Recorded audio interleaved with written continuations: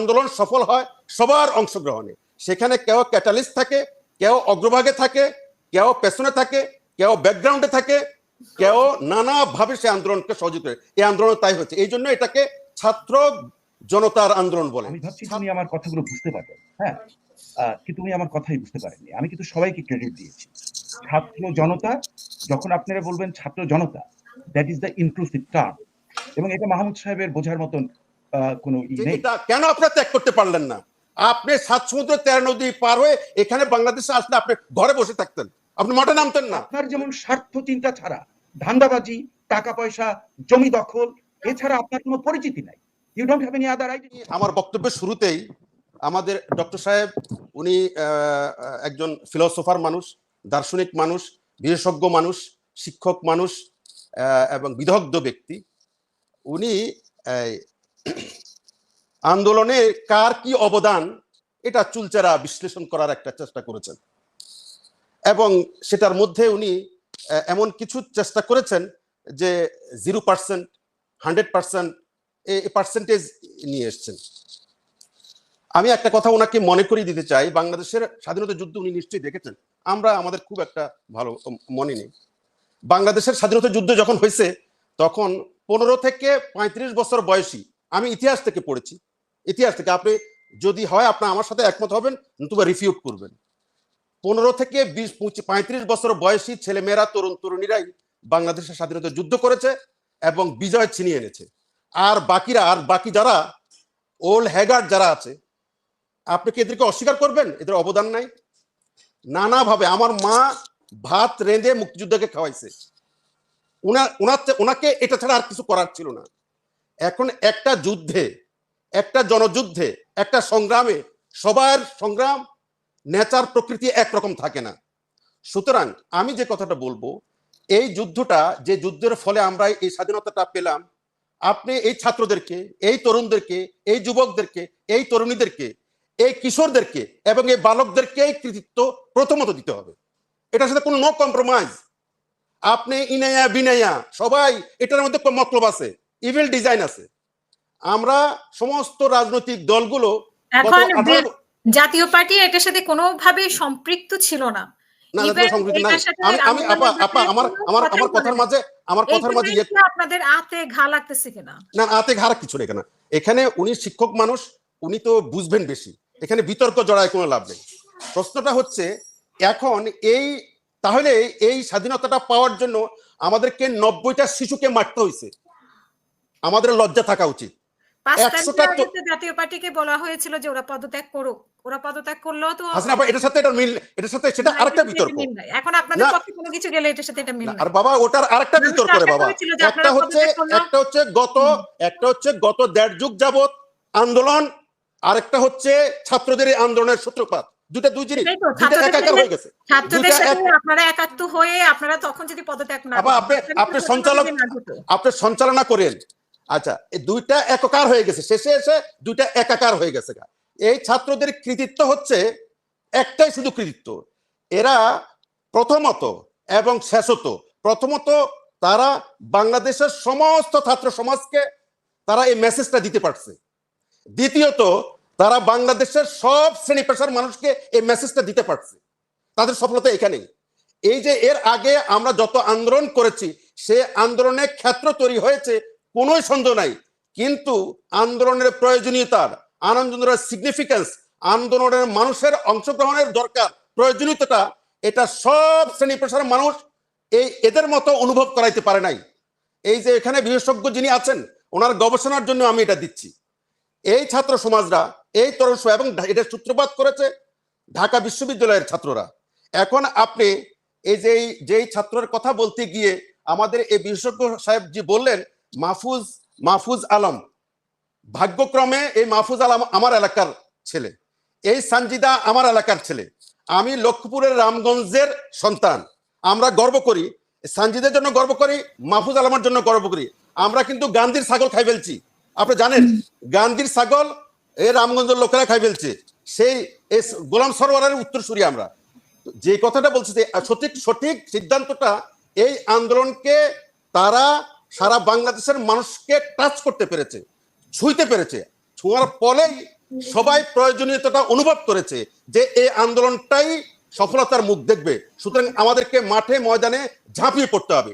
এই যে ঝাঁপিয়ে পড়ার তাগিদ, এই যে ঝাঁপিয়ে পড়ার অনুপ্রেরণা, এই যে ঝাঁপিয়ে পড়ার একটা সাহস, এটা এদের কাছ থেকে আমরা পাইছি। শেষ করবেন প্লিজ। আমি তো বললামই না আপা। আচ্ছা, আমি এরপর যে কথাটা বলবো সেটা হচ্ছে আমাদের এই মেজবাস, আমাদের যে সরওয়ার সাহেবের একটা উক্তি, যে উক্তিটার সাথে আমি বিস্মিত হয়েছি। আমি শুধু বিস্মিত হই নাই, একজন শিক্ষক, একজন বিদগ্ধ ব্যক্তি পার্টিকুলারলি এভাবে বলতে পারেন না। আমি আমার সূচনা বক্তব্যে বলেছি যে একটা আন্দোলন সফল হয় সবার অংশগ্রহণে। সেখানে কেউ ক্যাটালিস্ট থাকে, কেউ অগ্রভাগে থাকে, কেউ পেছনে থাকে, কেউ ব্যাকগ্রাউন্ডে থাকে, কেউ নানাভাবে সে আন্দোলনকে সহযোগিতা করে। এই আন্দোলন তাই হচ্ছে। এই জন্য এটাকে ছাত্র জনতার আন্দোলন বলে, ছাত্র জনতার মুভমেন্ট বলে, ছাত্র জনতার বিপ্লব বলে। ছাত্র জনতার যে বিপ্লব, সেটার ক্যারিশমাই আলাদা, সেটা অন্যরকম একটা গুরুত্ব পায়।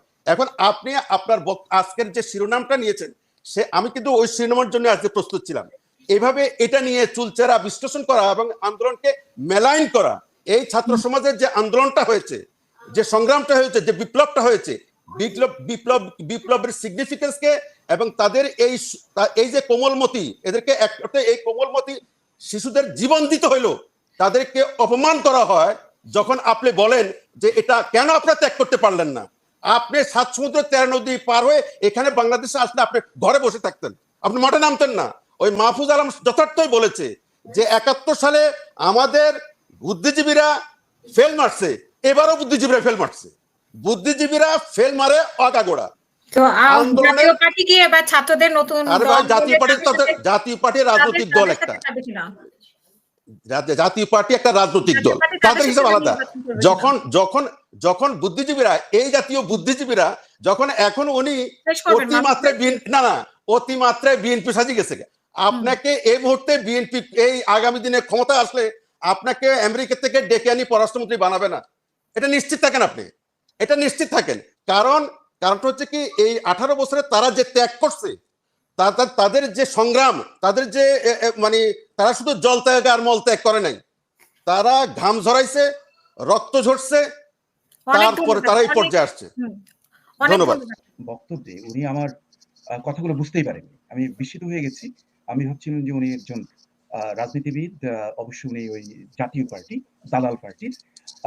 আমি ভাবছি যে উনি আমার কথাগুলো বুঝতে পারবেন, হ্যাঁ, কিন্তু উনি আমার কথাই বুঝতে পারেননি। আমি কিন্তু সবাইকে ক্রেডিট দিয়েছি। ছাত্র জনতা, যখন আপনারা বলবেন ছাত্র জনতা, that is the inclusive term, এবং এটা মাহমুদ সাহেবের বোঝার মতন কোনো নেই, তার সেই ক্যাপাসিটি নেই। আর উনি ভাবছেন যে আমরা কোনোদিন আন্দোলন, আমি কারফিউ ব্রেক করেছি 1969-এ, আই ব্রোক দ্য কারফিউ 69 মুভমেন্টে। তারপরে শুধু তাই নয়, আরো অনেক ঘটনা আছে, সেগুলো আমি বলবো না। কিন্তু উনি কিভাবে বুঝলেন যে আমি BNP?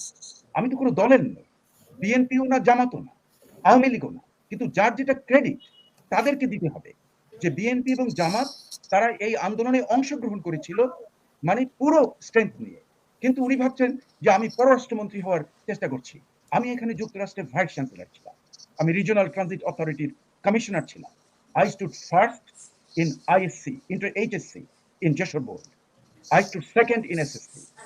I was a lecturer of Dhaka University.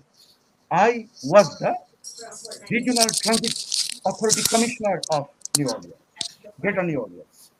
I have a lot of positions. Bangladeshe, কোনো পজিশনের জন্য I am least interested. Mr. Mahmood, মানে you imagine, you try to think, যে আমি যেখানে পজিশন পেয়েছি, আপনি যাদেরকে ভাবছেন তারা এর কোথায় যেতে পারতো। Consider that. I don't want to, মানে আমি ব্র্যাক করতে চাই না, কিন্তু মানে এ ব্যাপারে আপনারা যারা দলবাজ এবং দলীয় করে ধান্দাবাজি করে কিছু টাকা পয়সা করতে চান এবং কোনো ক্ষমতায় যেতে চান, তাদের মাথার মধ্যে ওই একটা জিনিসই খেলে।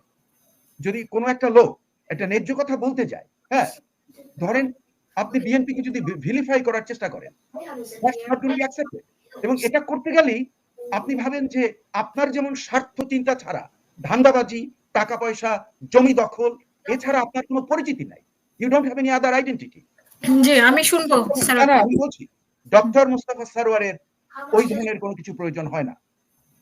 By dint of my own merit, I am doing what I am doing and I'm damn happy. আমার কোনো ইচ্ছা নেই, মানে আমি যুক্তরাষ্ট্রের citizen, I know the law of Bangladesh. বাংলাদেশের কনস্টিটিউশন আমি ভালো করে পড়েছি। I will never go there to hold any position. For your information, Mr. Mohammed. আপনি বোকার স্বর্গে বাস করছেন এবং একটা দালাল দলে একটা লোক হয়ে আপনার যে দালালি করার যে একটা প্র্যাকটিস, এটা আমি দেখলাম। কিন্তু আমি এখানে বলবো হাসিনা আক্তার, যে আমাদের এই আন্দোলনে যে ছাত্রদের যে অবদান, সেটাকে আমি কখনো ছোট করে দেখছি না। এই যে সঞ্জিদা নোয়ার আছে, এদের যে অবদান বিশাল, হ্যাঁ, কিন্তু তার সঙ্গে অন্যরাও ছিল, সেটাকে আমরা কিন্তু রুল আউট করতে পারি না। এবং এই ছাত্রদের যে বৈষম্য বিরোধী ছাত্র আন্দোলনের একটা বিরাট অংশ ছিল, এটাকে টার্ন অ্যারাউন্ড করেছে প্রাইভেট বিশ্ববিদ্যালয়ের ছাত্রছাত্রীরা। আমাদের ভুললে চলবে না। আমি যে ডেটাটা দিলাম, সেই ডেটাটা আমি কেন দিলাম, যে আমরা যখন দেখছি যে ক্যাজুয়ালিটিস, কত লোক নিহত হয়েছে, তা থেকে আমরা একটা পিকচার পেতে পারি যে এই যে বিশাল আন্দোলন হলো, তাতে ইনিশিয়েট করেছে বৈষম্য বিরোধী ছাত্র, no doubt about it, they started it. কিন্তু এটা মাঝখানে এসে কিন্তু এটা থেমে গিয়েছিল। এবং এটা আমি মনে হয় আরজিসের আমি একটা ভিডিও দেখেছিলাম, সেখানে সে কিন্তু স্বীকার করেছে যে সে ভাবছিল যে এটা শেষ হয়ে যাচ্ছে। কিন্তু তারপরে টার্ন অ্যারাউন্ড, এই টার্ন অ্যারাউন্ডের পেছনে অন্যান্য যত ছাত্র, মানে not only this public universities but private বিশ্ববিদ্যালয়ের ছাত্ররা বিরাট ভূমিকা রেখেছে, সবাই মিলে এটাকে রেখেছে। মিস্টার মাহমুদ এটাকে যে ফ্র্যাগমেন্ট করার চেষ্টা করছেন, কিংবা ওনার কম্প্রিহেনশন, আমরা এখানে পরীক্ষা দেই যে আমাদের এখানে অ্যাডমিশনের আগে আমরা বলি তোমার লিসনিং কম্প্রিহেনশন আছে কিনা, কিংবা কোনো রিডিং কম্প্রিহেনশন আছে কিনা। আমার মনে হয় মাহমুদ সাহেব কি করেন আমি জানি না, কিন্তু উনি এখানে কোথাও ভর্তি হতে পারতেন বলে আমার মনে হয় না। আমি ঢাকা বিশ্ববিদ্যালয়ের প্রভাষক ছিলাম ফিজিক্স ডিপার্টমেন্টের এবং founding member of the Dhaka university senate. এবং ওই যে শেরজুল আলম খানের কথা বললেন, আমি কিন্তু ডাকসুতে ক্যান্ডিডেট ছিলাম এবং ওই ছাত্রলীগের প্রথম দিকে যখন ফার্স্ট কমিটি হয়, I was the secretary of that. So I know about all these people. এবং আমি এই ধান্দাবাজদেরকেও চিনি, যারা এই ধান্দাবাজি ছাড়া তাদের আর কোনো পথ নেই। সোজা পথে এসে আপনারা যারা জাতীয় পার্টির লোকজন আছেন, ধান্দাবাজি বাদ দিয়ে সোজা পথে আসেন, কিন্তু আপনাদের আমার মনে হয় মৃত্যু ঘন্টা বাজছে। You are nobody. আপনারা যদি চামচাগিরি না করেন, উচ্ছিষ্ট ভোগ না করেন, তাহলে আপনাদের কেউ কোনো নির্বাচনে দাঁড়াতে পারে না এবং কেউ কোনোদিন ইলেক্টেড হতে পারে না। আপনাদেরকে ভারতের দালালি করতে হবে ফার্স্ট, আর অন্যের চামচাগিরি করতে হবে। এইভাবে আপনারা একটা কিছু করবেন। যাই হোক, আপনাকে আমি অনেক কিছু বললাম, মনে কিছু করবেন না, কিন্তু আপনি যে কম্প্রিহেনশন আপনার যে এত কম, আমি কিন্তু বিস্মিত হয়ে গেলাম।